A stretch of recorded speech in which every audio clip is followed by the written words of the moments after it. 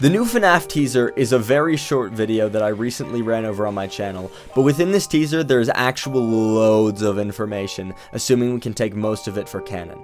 We learn a couple of crazy details that'll allow us to better complete an actual timeline and properly order the games. Now, a lot of people are in agreement with the idea that FNAF 4 and the Bite of 83 are first, and while I have some ideas about this, I'm gonna leave that be and say that it's pretty much set in stone. The second game is where I think we've been wrong. Most people's timelines have been FNAF 4, the MCI and some cutscenes from Pizzeria Sim, the Bite of 87 and the main body of FNAF 2, then FNAF 1, then FNAF 3, as well as Sister Location not really having a date and kind of just being randomly thrown around.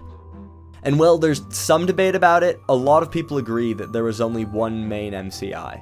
The new game throws a hitch into all of these. Now, in the trailer images we see a lot of things, but the most noticeable of these is when Oswald is walking into a room that other kids are being chased out of.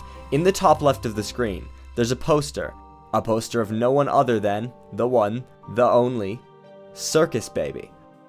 Now, I saw a lot of people saying that this could just be an Easter egg or something along those lines for a teaser, but again, this is FNAF.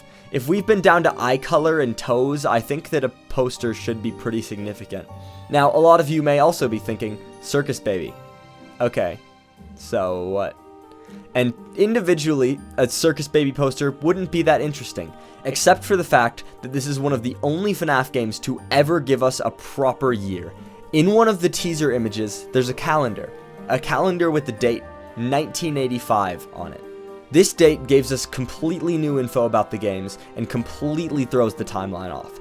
Previously, we had thought that the events talked about in Sister Location were before FNAF 1, but after FNAF 2, so somewhere between 1987 and 1993. But now we know it was much earlier than this, most likely taking place at a very similar time to the original MCI, meaning that, again, the Sister Location was used as a sister location for years longer than we thought.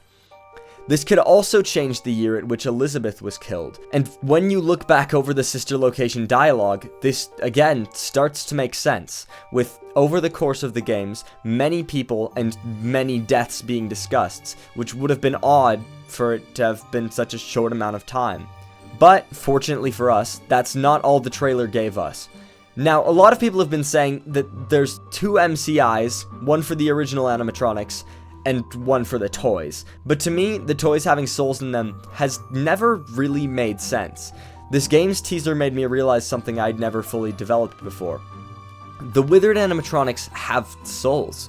The main scenes we see of any animatronics in this teaser are the withered animatronics, and assuming that there is an MCI that takes place in this book, and very likely takes place in this game, the withered animatronics may have been the first MCI, followed by the main ones that we see in FNAF 1, and flashback that we see in FNAF 2.